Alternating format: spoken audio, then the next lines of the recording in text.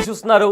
నిన్న అహ్మదాబాద్లో జరిగిన క్రాష్ ల్యాండింగ్ తర్వాత అహ్మదాబాద్లో ఎయిర్ ఇండియాకి సంబంధించిన ఫ్లైట్ క్రాష్ ల్యాండింగ్ అయింది. దాని తర్వాత అక్కడ భయానక పరిస్థితులు, ఎలాంటి పరిస్థితులు అంటే ఒక అణుబాంబు పేలితే ఎంత తీవ్రతతో పేలుతుందో ఆ రేంజ్లో అక్కడ భయానక దృశ్యాలు కూడా నెలకొన్నాయి. ఏకంగా ఆ స్పాట్లో 1000 డిగ్రీలకు పైగా ఉష్ణోగ్రత నమోదైందంటూ కూడా ఇప్పటికే అధికారులు చెప్తున్నారు. అయితే విమానం పేలిన తర్వాత అత్యంత భయానక దృశ్యాలు అక్కడ నెలకొన్నాయి. ఏం జరిగిందో తెలియక జనాలు అక్కడి నుంచి పరుగులు తీశారు. అయితే అణుబాంబు తీవ్రతతో అక్కడ పేలుడు నమోదు అయిందంటూ కూడా ఇప్పటికే అక్కడ ఉండే స్థానికులు అండ్ ఆల్సో చాలామంది అధికారులు కూడా చెప్తున్నారు. అయితే అక్కడ స్పాట్లో కూడా 1000 డిగ్రీలకు పైగా ఉష్ణోగ్రత నమోదైంది. So present big TV screen పైన దానికి సంబంధించిన విజువల్స్ చూస్తున్నారు. ఒకసారి అక్కడ ఎలాంటి దృశ్యాలు నెలకొన్నాయో ఒకసారి చూద్దాం. किस वजह से लगी आग पता चला कुछ? प्लेन गिरा है। ब्लास्ट भी हो सकता है यहाँ पे।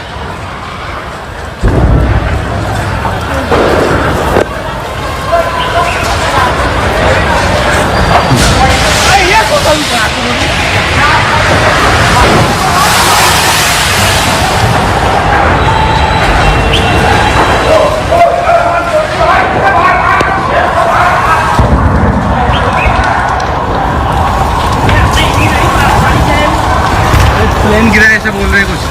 अरे ऐसा बोल रहा हूँ पूरा बिल्डिंग खत्म।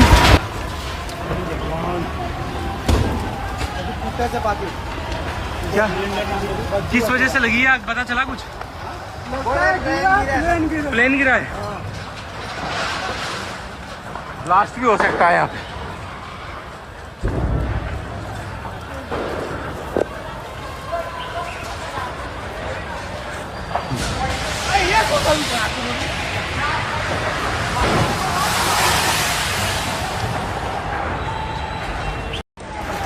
पूरा बिल्डिंग खत्म।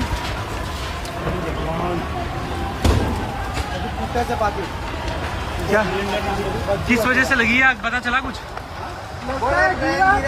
प्लेन गिरा है। ब्लास्ट भी हो सकता है यहाँ पे। ఎస్ ఆ వీడియో చూసారు కదా. అయితే ఈ వీడియోలో ఉన్న ఒక బ్యాక్ డ్రాప్లో కూడా జనాలు పరిగెడుతున్నారు, అరుపులు వినిపిస్తున్నాయి. చాలామందికి కూడా ఇంకా అక్కడ ఫ్లైట్ క్రాష్ ల్యాండ్ అయింది అని కూడా తెలీదు. ఎందుకంటే కిస్ వజేసే లగి ఆ కుచ్ పతా చలా క్యా అంటున్నారు. అంటే దేని కారణంగా అక్కడ మంటలు చెలరేగుతున్నాయి అని కూడా ఎవరికంటే చాలా ఫ్రాక్షన్ ఆఫ్ సెకండ్స్ అంటే ఇదంతా జరిగిపోయింది. అయితే అక్కడ ఉండే స్థానికులు కూడా అక్కడ వీడియోలో మనం ఇందాక విన్నాము, బ్లాస్ట్ కూడా అయిండొచ్చు, విమానం కూలింది అంటున్నారు. అంటే అక్కడ ఉండే స్థానికులకు కూడా వాళ్ళు కంటి రెప్ప వితిన్ ఫ్రాక్షన్ ఆఫ్ సెకండ్స్ అంతా జరిగిపోయింది. అండ్ అక్కడ ఆ పేలుడు ఏదైతే సంభవించిందో అసలు దేనివల్ల ఈ ప్రమాదం చోటు చేసుకుంది అని కూడా జనాలు అరుపులు కేకలు పెడుతూ అక్కడి నుంచి పరిగెడుతున్నటువంటి పరిస్థితి కనిపించింది. అయితే ఏకంగా 1000 డిగ్రీల ఉష్ణోగ్రత నమోదైందని కూడా అధికారులు చెప్తున్నారు. ఒక అణుబాంబు పేలితే ఎంత తీవ్రత ఉంటుందో అంత తీవ్రతతో అక్కడ ఆ బ్లాస్ట్ విమానం కూలిన తర్వాత అక్కడ పరిణామాలు అంత దారుణమైన పరిణామాలు చోటు చేసుకున్నాయి. అండ్ ఆల్సో ఎవరైతే ఆ విమానంలో ఉన్నారో వాళ్ళ మృతదేహాలు కూడా మాంసపు ముద్దల్లాగా కాలిపోయాయి. అండ్ వాళ్ళని ఎవరి మృతదేహం ఎవరిది అని కనుక్కోవడానికి వీలు లేనంత రీతిలో కూడా ఆ డెడ్ బాడీస్ అనేవి అక్కడ చెల్లాచెదురుగా పడిపోయి ఉన్నాయి. అండ్ వాటిని కనుక్కోవడానికి కూడా ప్రజెంట్ DNA టెస్టులు చేసి ఏంటి అనేది కూడా ప్రజెంట్ డాక్టర్స్ కూడా చాలా కష్టపడి కూడా DNA అవన్నీ ఫర్దర్ ప్రాసెస్ అంతా చేస్తున్నారు. అయితే ఆ ప్రమాదం ఏ స్థాయిలో జరిగిందో ఇప్పటికీ కూడా అక్కడ దగ్గరగా ఉండి చూసిన వాళ్ళకు కూడా అప్పటికి కూడా వాళ్ళకి అక్కడ వచ్చి ఒక విమానం కూలింది అనేది కూడా వాళ్ళకి తెలియదు.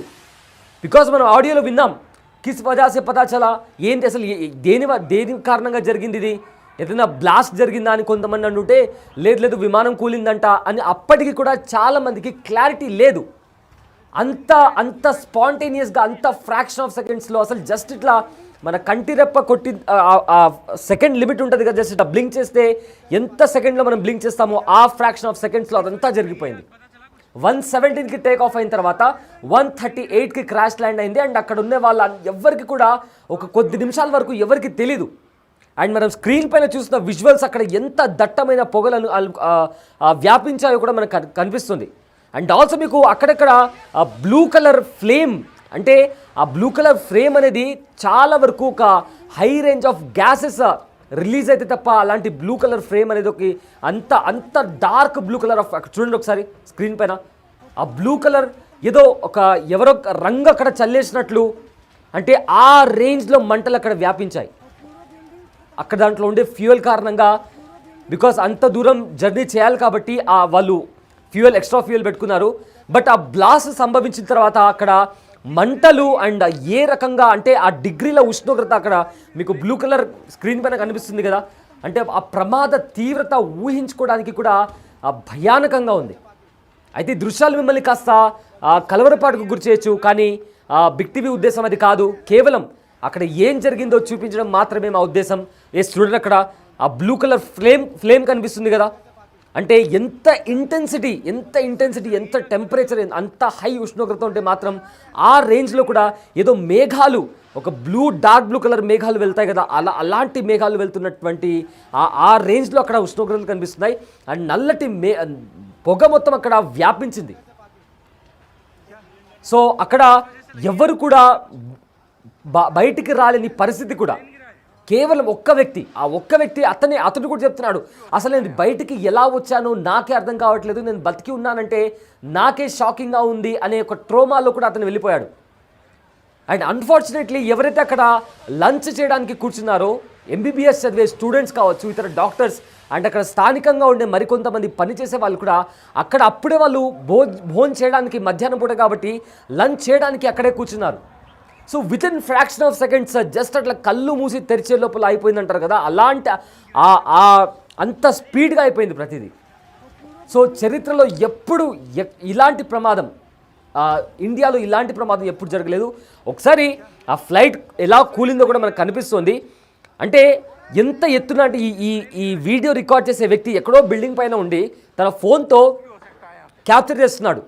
సో ఆ ఫ్లైట్ కూలిన తర్వాత ఒక్కసారి మనం మంటలు గమనిస్తే ఎంత పైకి వరకు ఆ మంటలు ఎగిసిపడ్డాయో చూడండి ఒకసారి. మనకు కనిపిస్తుంది, స్క్రీన్ పైన కనిపిస్తుంది, అంత పై వరకు కూడా మంటలు ఎగిసిపడ్డాయి. ఆ తర్వాత చెలరేగిన మంటలు ఆపడానికి కూడా అక్కడికి వచ్చిన రెస్క్యూ టీం వాళ్ళకు చాలా సమయం పట్టింది. అంటే ఆ ప్రమాద తీవ్రత ఎంత ఉంటుందో ఊహించుకోవడానికే భయం వేస్తోంది. సో ఏదైతే అక్కడ ఆ ఫ్లైట్లో ప్రయాణించే వారి మృతదేహాలు కూడా మాంసపు ముద్దల్లాగా అయిపోయాయని చెప్పి కూడా వైద్య నిపుణులు చెప్తున్నారు.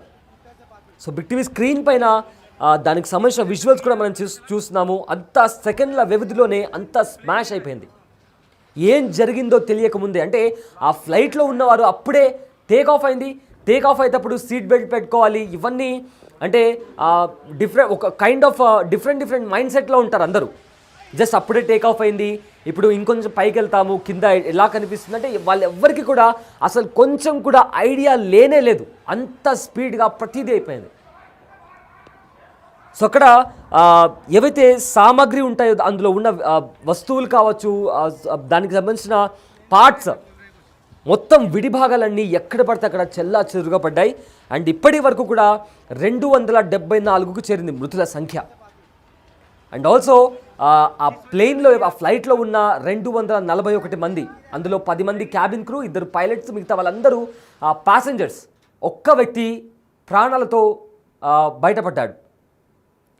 అయితే ఏదైతే దీనికి సంబంధించి కూడా చాలా మందికి కూడా తీవ్రంగా గాయాలయ్యాయి.